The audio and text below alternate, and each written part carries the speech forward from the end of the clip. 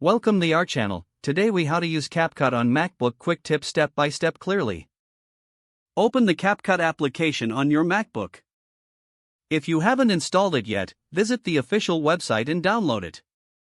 Once installed, launch the app and create a new project. Import your video clips by clicking the plus button in the media section. Choose the footage you want to edit from your files and click open. Drag and drop your video clips to the timeline at the bottom. To trim a clip, select it and drag the edges to shorten or extend its duration. To add text, click on the text option in the menu. Type your desired text and customize its font, size, and color. To apply transitions, navigate to the Transitions section. Select a transition and drag it between two clips on the timeline. If you want to add music, click on the Audio tab. Choose a track from the built-in library or upload your own. Adjust audio levels by selecting the clip and using the volume slider. To apply filters, go to the Filters section and select your preferred style. Simply click on the filter to see a preview and apply it to your clip.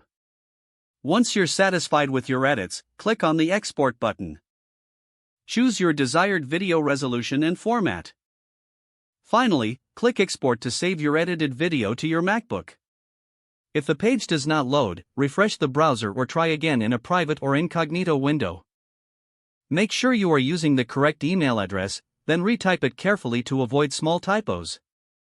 If your password is not accepted, use the reset option and create a new strong password you can remember. Check your spam folder for verification or security emails, then complete any requested confirmation steps. Enable two-factor authentication if available to improve account security and reduce unauthorized access risk. After signing in, review your profile details so your contact information and settings are accurate and current. If you see an error message, note it down and try again after restarting your device and internet connection. Log out when you finish, especially on shared devices, to keep your account and payment information secure.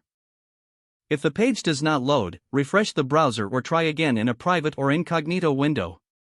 Make sure you are using the correct email address, then retype it carefully to avoid small typos.